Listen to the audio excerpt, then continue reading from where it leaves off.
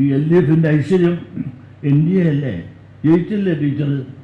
അത് പോകുമ്പോൾ ടീച്ചർ നിന്നിട്ടുണ്ടോ? ജയിച്ചിട്ടുണ്ടോ? ആരെങ്കിലും ഇടതുപക്ഷം നിന്നിട്ട് ജയിച്ചിട്ടുണ്ടോ?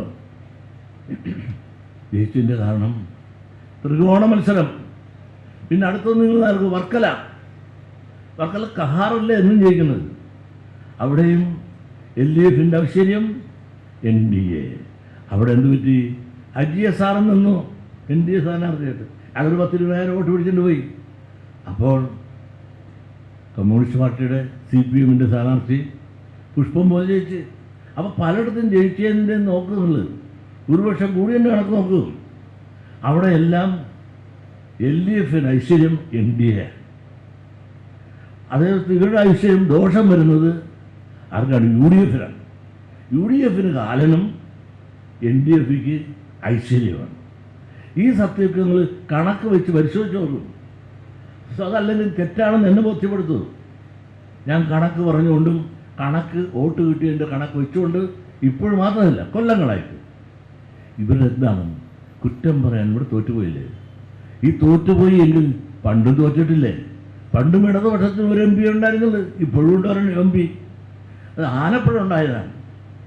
ഈ ആലപ്പുഴ ഉണ്ടായിട്ട് ന്യൂനപക്ഷ പ്രീണനം വളരെ കൂടിപ്പോയില്ലേ? ഇവിടെ കൊണ്ട് ആളെ നിർത്തി.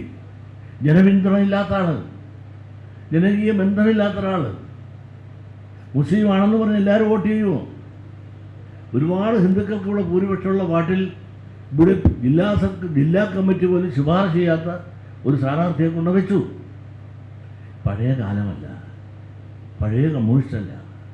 അറിയാനും ചിന്തിക്കാനും അറിവും തിരിച്ചറിവുള്ള ഒരുപാട് ചെറുപ്പക്കാർ വളർന്നു വരുന്ന ഈ കാലഘട്ടത്തിൻ്റെ വളർച്ചയും ഉയർച്ചയും മനസ്സിലാക്കി അതനുസരിച്ചുള്ള മുദ്രാവാക്യങ്ങളും പ്രവർത്തന ശൈലിയും ഇടതുപക്ഷം കൈക്കൊള്ളണ്ടേ?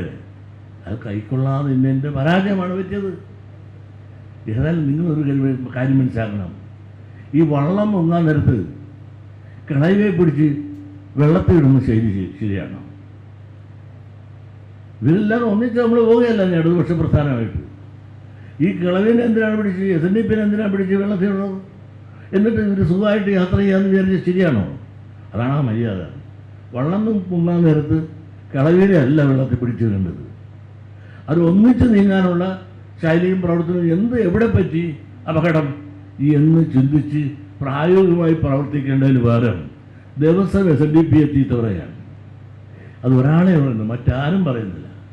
കാരണം SNDPയുടെ ശക്തിയും അതിൻ്റെ പ്രവർത്തനവും അതിൻ്റെ മാഹാത്മ്യവും മലബാറിലുള്ള നേതാക്കന്മാരിൽ പലർക്കും അറിയില്ല. ചിലർക്കറിയാം, പിണറായിക്ക് കുറേ അറിയാം. അതുകൊണ്ട് തന്നെ അദ്ദേഹം ഇതിനായി ഒന്നും വേണ്ടുന്നില്ലല്ലോ. ഈ ഗോവിന്ദ മാഷാണ് എപ്പോഴും ഇങ്ങനെ പറഞ്ഞുകൊണ്ടിരിക്കുന്നത്.